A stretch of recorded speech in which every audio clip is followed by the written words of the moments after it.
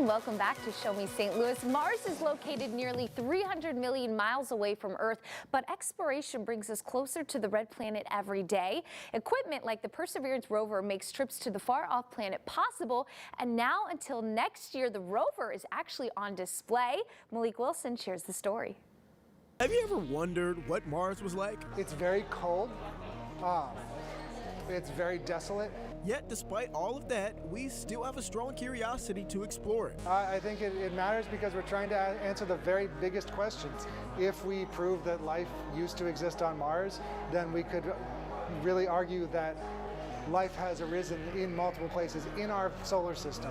And the chances of life arising more than once in our solar system independently is very small unless life just wants to arise everywhere. And if we can really prove that there used to be life on Mars, there's a really good chance that the universe is just completely full of life. February of 2021, NASA landed its Perseverance rover on Mars to try and bring proof to their assumptions of life.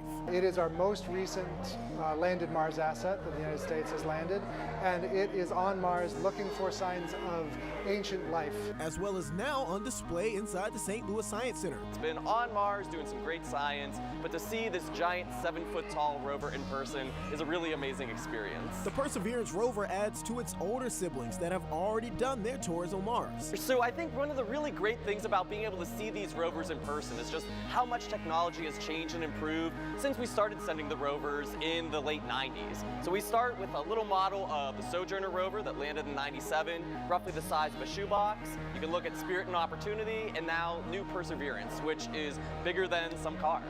The rover Perseverance will be on display until June of 2024, along with its cool gadgets that you can explore and learn more about. We're really lucky here in St. Louis that the idea of learning about Mars, going to a different planet, those aren't foreign, far-off ideas, because right here in our community, we have people that live and work in St. Louis that contribute to these missions. We have right over at Washington University a great Earth and Planetary department that is working to analyze and collect the data that Perseverance is getting right now. And then even on a place like Cherokee Street, we have a place called Impossible Sensing that is working on things that contribute not only to Perseverance, but lots of applications like submarines, agriculture, and more right here locally. You can plan your visit to the St. Louis Science Center, all that information right there on your screen.